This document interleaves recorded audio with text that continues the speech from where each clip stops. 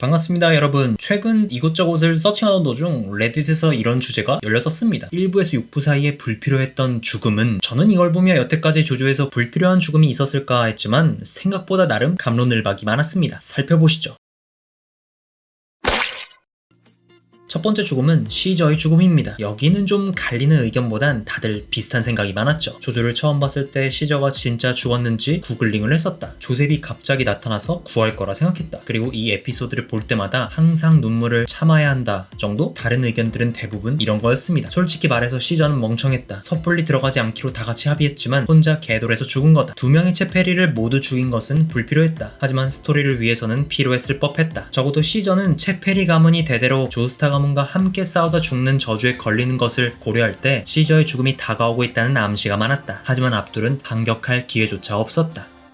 서양 조조러들 사이에선 압둘의 죽음이 제일 충격적이라고 했는데요, 가장 잔인한 퇴장이라고 주장했습니다. 왜 있잖아요, 다른 만화 같은 경우는 죽인 척 하다가 나중에 다시 깜짝 등장시켜서 멋진 연출로 만들고 행복한 엔딩을 이룬다. 근데 압둘은 첫 번째 죽음이 오히려 드라마틱했고 두 번째 죽음은 갑작스럽게 휙 보내버려서 감정을 느낄 새조차 없었다 라고 했습니다. 심지어 크림이 스쳐 지나갔을 때도 이게 진짜인지 가짜인지 믿기 어렵다고 했죠. 게다가 또 다른 양덕은 이렇게 말했어요. 압둘이 죽는다는 스포를 당했는데 이게 첫 번째 죽음인 줄 알았다고요. 근데 이후에 부활하자마자 자신이 당했던 스포가 틀렸거나 잘못 읽었다고 생각했다가 두 번째 죽음에서 제대로 통수를 맞았다고 했습니다. 사실 연재 당시 아라키는 압둘을 호로스 제이가일 듀오와 싸울 때 보내버릴 작정이었죠. 그리고 이후 호로스가 동료로 합류하는 걸로 설정을 잡았고요. 하지만 독자 투표에서 의외로 인기가 많다는 걸 알면서 살려내고 호로스 동료 패치는 폐기됩니다만 압둘을 더 잔인하게 삭제시켜버렸죠. 이 때문에 한 양덕은 두 번째 죽음이 너무 충격적이어서 일시정지하고 진짜 죽은 게 맞은 건지 바로 구글 검색을 했다고 했습니다. 이렇게 TVA가 이 정도임에도 불구하고 사실 OVA에 비빌 수는 없죠. OVA에서도 공습 경보 이딴 거 없이 그냥 바닐라 아이스가 압둘을 그 자리에서 갈아버리는데, 문제는 각색되어서 압둘이 누케사쿠 대신 죽은 게 좀 짜치긴 합니다. 이러한 죽음은 이기한테까지 이어져서 순삭당하죠. 그래서 양덕들은 조조에서 죽음이란 단순히 만화적 허용보다 진짜 현실 세계에서 스탠드 배틀이 일어난 걸 나타내었다고 평했습니다. 한순간 방심하면 몸통이 사라지는 걸로요. 기타 의견으로는 두 번째로 죽었을 때도 다시 또 어디선가 갑자기 Yes I Am을 할 줄 알았다. 솔직히 압둘의 활약은 거의 조타료에게 가려지거나 이상한 방식으로 싸움이 끝나버려서 상당히 너프를 먹은 캐릭터라는 평가가 많은 말이 대부분이었습니다.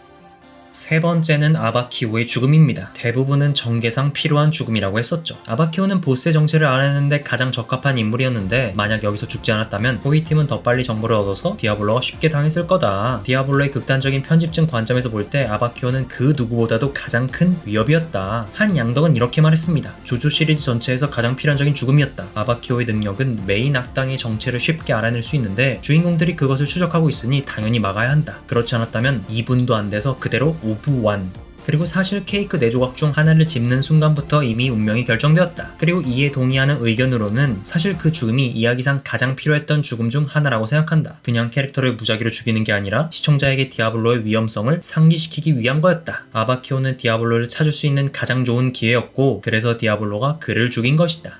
아바키오를 혼자 둔 건 5분도 안 됐다. 적 스탠드 유저는 한 명뿐이라고 생각했고, 나란차가 총알바가 넣은 그 적은 레이더에 움직이지도 않고 있었다. 암살팀은 거의 다 죽였고 보스가 도피오 같은 애를 직접 보내서 정체를 드러낼 이유가 없었다고 생각했을 테니까 그렇게까지 말도 안 되는 판단은 아니라고 본다. 하지만 다른 의견으로는 이랬는데요. 시리즈 중 가장 멍청한 죽음이다. 우리가 그를 보호해야 해. 왜냐면 아바키오만이 보스의 정체를 찾을 수 있으니까. 그러고 나서 완전히 흩어져서 전투도 못하는 스탠드랑 단둘이 남겨둠. 이 시점에서 얘는 공식적으로 배신자인데 그런 상황에서 가장 중요한 전력을 그렇게 쉽게 노출시키는 건 말이 안 된다. 스토리상 디아블로 정체가 밝혀지면 아바키오가 더 이상 쓸모없기 때문에 죽이는 건 이해는 된다. 하지만 되게 멍청하게 죽은 건 맞다 라고 했습니다.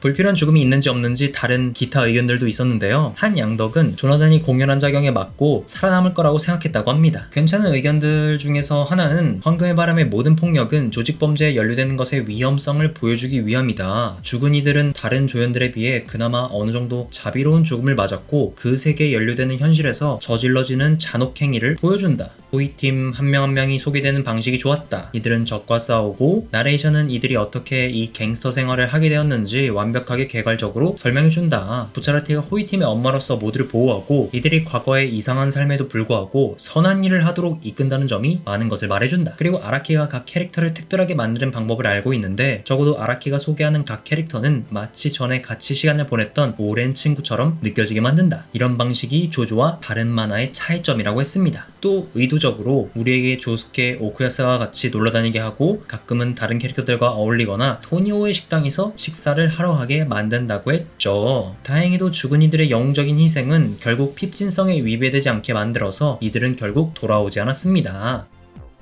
저도 이거를 놓친 장면 중 하나였는데요. 부차라티가 어떻게 피를 흘리는지에 대해서 이야기를 했습니다.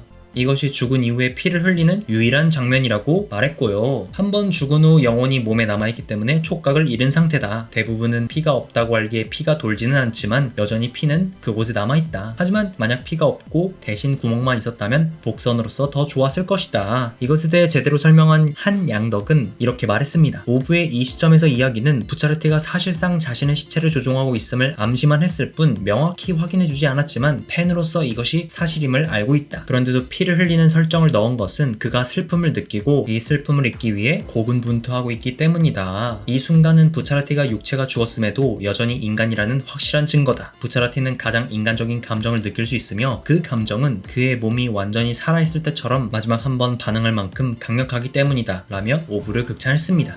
조조는 상황의 절망감을 정말 잘 전달하는 법을 잘한다. 매번 매 파트마다 누가 죽지 않을 거라고 생각하지만 이 작품은 항상 그 기대를 배신한다고 했습니다. 조조의 기묘한 모험 속 죽음이 다른 애니와 다르게 굉장하다. 일반적인 영웅 서사에서의 죽음과는 다르다. 캐릭터들이 싸울 기회 없이 잔혹하게 살해당하는 경우가 많다. 아끼는 캐릭터의 죽음이 엄청난 슬픔으로 다가온다고 또 다른 양덕이 말했죠. 그리고 이 의견들을 전부 정리하는 말이 있었습니다. 이 죽음들은 일반적인 할리우드 액션이 아닌 수십 화 동안 따라왔던 캐릭터들이 반격할 기회조차 없이 끔찍하게 살해당한다. 이들은 운이 좋다면 카쿄인이나 압둘처럼 죽기 직전에 마지막으로 한 가지 좋은 일을 할 수도 있다. 마치 현실에서 우리의 주변인들이 죽을 때 그 충격은 순식간에 덮쳐오는 것처럼 말이다. 아라키는 캐릭터의 죽음을 정말 잘 이입하게 해준다. 그들이 처음부터 끝까지 우리의 친구였던 것처럼 시청자로서 이러한 일에 대해 복수를 원하게 만드는 감정을 느끼게 한다. 그리고 선한 사람들이 이기고 세상을 구하길 바라게 된다고 말했죠. 이런 죽음들이 그렇게까지 울림이 있는 이유는 캐릭터들 주변 인물들의 반응 때문이고 죽음 그 자체도 슬프긴 하지만 주변 인물들이 무너지는 걸 보면서 우리가 더 크게 느끼게 되죠. 아바키오를 안 좋아하는 사람들도 그걸 좋아하는 캐릭터들이 무너지는 걸 보면서 공감하게 되고 이것이야말로 바로 조조가 다른 애니보다 더 강하게 감정을 울리게 되는 이유라고 말했습니다. 결론적으로 아라키는 이러한 감정들을 완벽하게 짜내서 시청자가 진짜 슬프게 만드는데 천재라고 평했습니다. 그래서 여러분들이 생각하시기에도 혹시 이것들 말고도 전개에 필요 없던 죽음은 뭐가 있었나요?